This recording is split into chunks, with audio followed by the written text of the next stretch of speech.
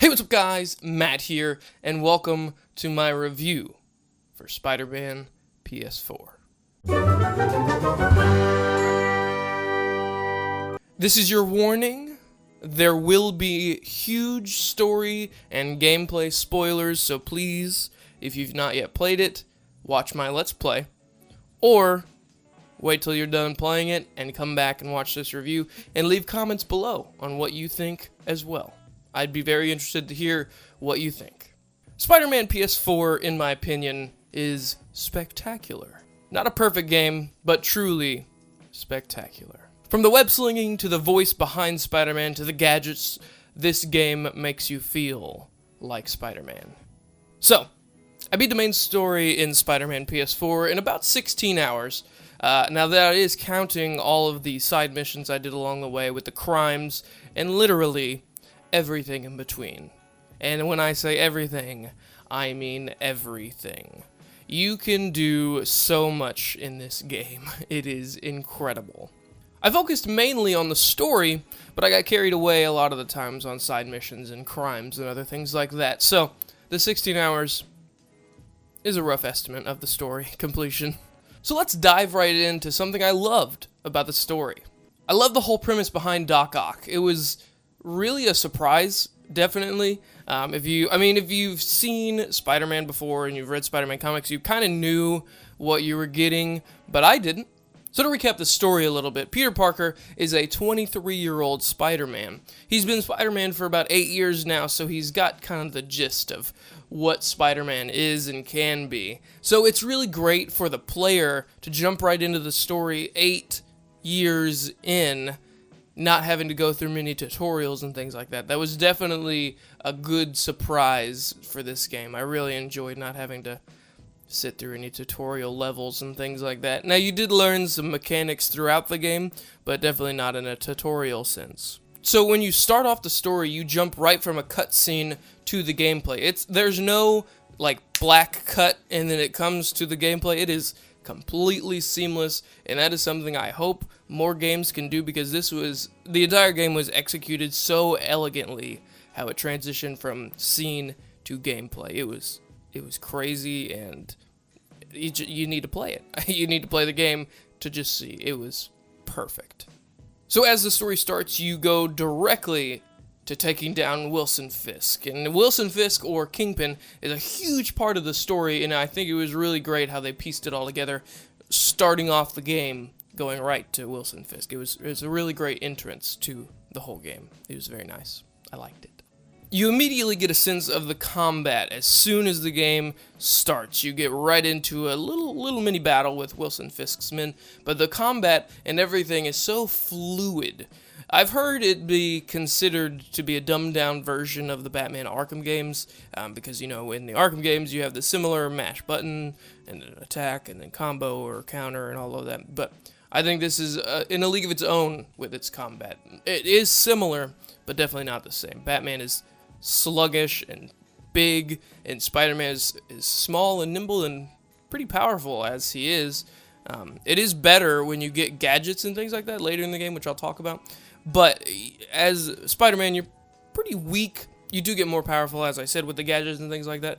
But Batman's pretty strong as Batman.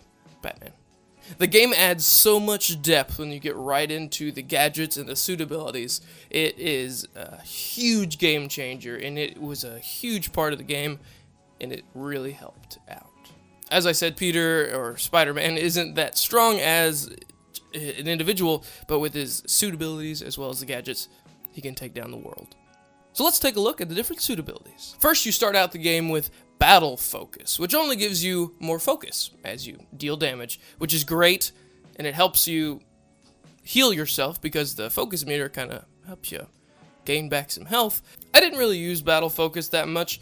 Once I got other suit abilities, I started using those more and more, but the Battle Focus was neat in the beginning when you needed to gain a lot of health quickly because you kept dying and getting beat up. For most of the game, I used Spider Bro. It was a suit ability that allowed you to have a little Spider Bro. It was just a little like drone bug thing that flew around and shocked people and kind of knocked them down. It didn't do that much thinking about it because it really just shocked them and incapacitated them until they came back up. It never really knocked them out, which would be important if you're trying to fight some guys. But I definitely use Spider Bro a lot. And then I found the Web Blossom suit ability, which is what I used pretty much after I stopped using Spider Bro, because it was great. It definitely helped out a lot because it would knock the enemies down and they wouldn't be able to get back up, which is definitely, as I said, a necessity when you're in battles or doing everything that you were doing. You needed people to be incapacitated in. The Spider Bro wouldn't really do that, but the Web Blossom would. And what's great about the Web Blossom is you get it the second suit that you get. So you get it pretty early. Spider Bro, I think, was 4th or 5th suit, but I didn't use Web Blossom as soon as I got it. I just didn't think it was anything special, and then I started using it, and it was special. So back to the story. Peter has an Aunt May. This Aunt May is older, and she is running Feast, an organization started by Martin Lee to help house and feed the homeless. I assume this is part of some comic book that I've yet to read, but Aunt May was a great addition to the story. She was definitely the rock since Uncle Ben couldn't be there. Now let's talk about the voice acting. It was superb. A really quick, awesome thing that you didn't really notice until you did was when you were in battle or something, when you were swinging around and you were talking to somebody on your phone, Spider-Man's voice would get strained and he would like struggle to talk because he'd be flying or fighting someone, and it was really cool to see the difference. Say you were just walking, Spider-Man would be chill and not talking very frantically or out of breath or anything like that. Then you could immediately start swinging, boom, it switches to the swinging Spider-Man voice. Very cool. I'm sure they had to record a lot of lines for that. It was awesome. I hope other games do that if there's that situation comes up, but it was great. I loved how the transition was from walking and talking Peter and flying and web slinging Peter. It was very, very cool. So as I said, I did everything in between the main story, so let's talk about the side missions and things of that nature. So let's just go down the list on things you can do in Spider-Man PS4. There are backpacks around the city, 55 to be exact, that give you a little bit of info for the game, the backstory and things like that. You get little knickknacks and things, a part of the story, a part of Spider-Man's story. It's not really important to the actual game, but it is pretty neat. It's kind of like a little backstory. After the backpacks, there are landmarks that you can photograph. It's pretty cool. You get to just see different things around the city and take pictures of it, but I didn't really pay attention much. I would just fly by, take a picture of a building that I needed to get for the landmarks and just keep going. I never really paid attention to it. I'm sure if you wanted to, you could. I just didn't in my playthrough. Then there are Fisk's hideouts. Those are where Wilson Fisk's men hide and are running some illegal things, and you take care of them. There's a lot. It's fun, though. Then you've got prisoner camps, which is similar to Wilson Fisk's hideouts, but it's just with prisoners instead of Fisk's men. Next are demon camps, which are Martin Lee's friends. Next are sable camps, which are similar to Fisk's hideout. Prisoner camps, demon camps. All of those things, very similar. Black cat stakeouts, really cool. You find a camera, then you look around and try to find this cat. It's really, really cool, and it gets a little backstory. Next, you have pigeon catching, which was very fun. You would fly around and catch pigeon. Next are Taskmaster challenges, like stealth and drone challenges, as well as combat challenges.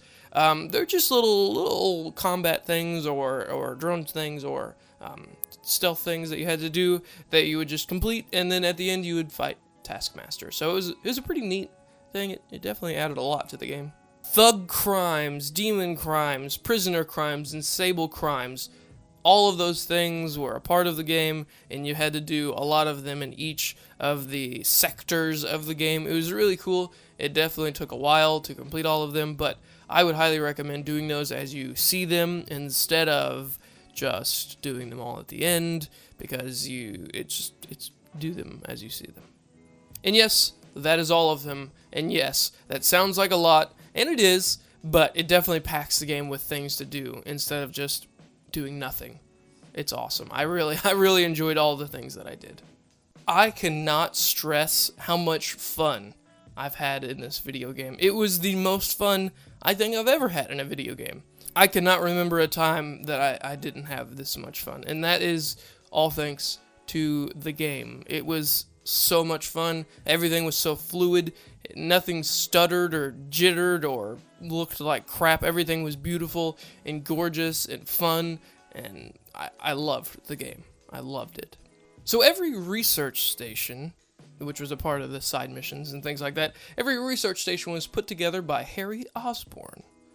Peter Parker knew in the story that Harry was out of the city, but in reality he was not. He was in Oscorp, and I think that's a setup for a sequel. It definitely left some questions in the air that were not answered. Speaking of sequels, there's definitely going to be. This was a highly favored game. Everyone loved this game, but why I think there's going to be a sequel is because there's a little bit more that Miles Morales could do.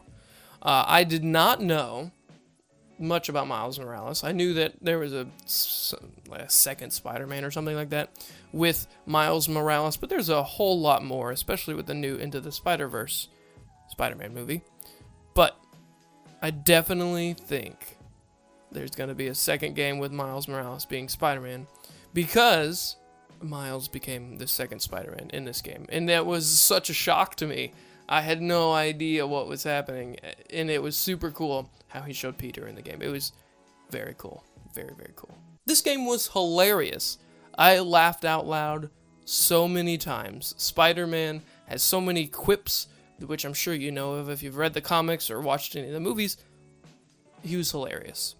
But near the end of the game, all of his quips kind of were the same, and I heard like 3 quips, the same quip 3 times in a row. It was a little off-putting, but I mean, it was fine. I was very late into the game trying to finish up everything, but it was a pretty funny game for sure. Alright, that is my review. Now, I don't like giving out scores for video games, so I won't do that for this one. I really enjoyed Spider-Man on PS4. It was an amazing game. It was so much fun and enjoyable. I had the best time.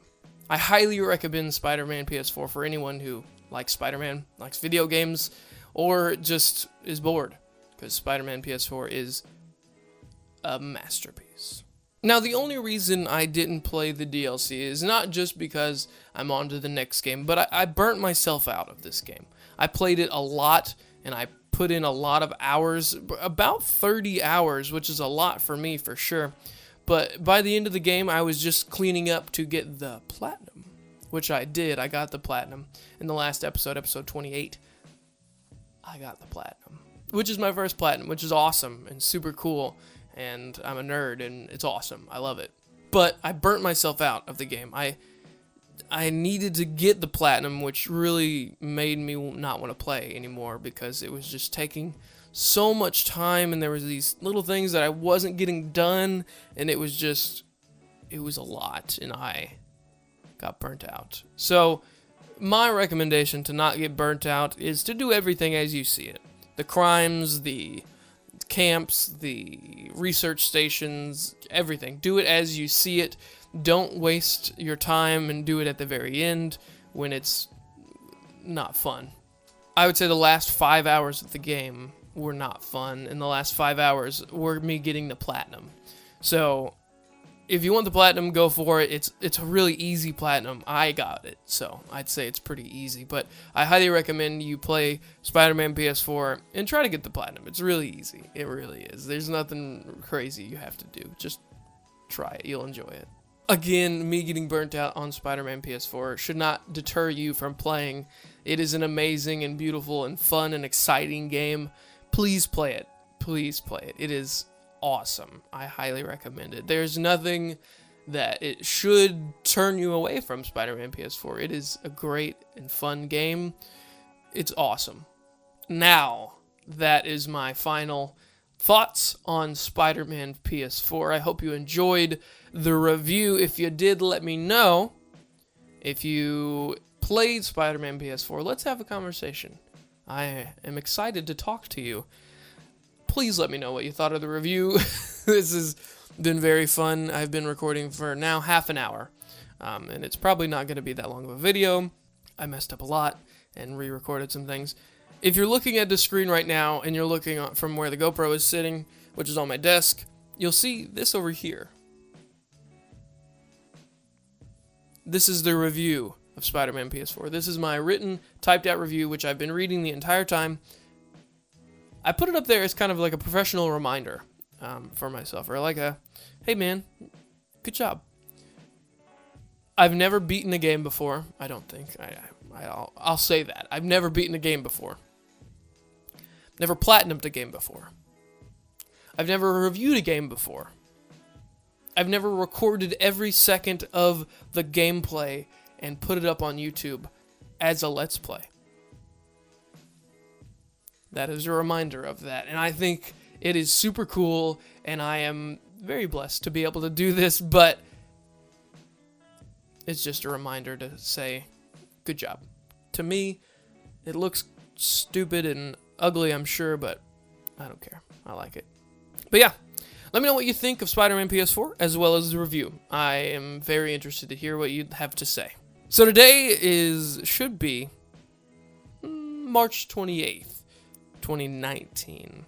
I started playing Spider-Man PS4 in September of 2018. So I played a lot of it, and I've been uploading it weekly. I hope you enjoyed that. I really had a blast uploading weekly because it's a show. It's a show that you continue to watch. I've probably lost a lot of views, but I'm fine with that. I'm going to keep uploading them. They're all scheduled to upload. But next is Horizon Zero Dawn. I've got 3 episodes as of right now in the scheduler on YouTube, so they are already scheduled to come out a week after this review. So I'm going to try to do the same thing I did with Spider-Man with Horizon Zero Dawn. Right now, I think I'm going to try to edit this video. I'd really like to play Horizon, but I think I'm going to edit the video first. Yeah. Thanks for watching. Hope you guys enjoyed. See you in another video. Peace.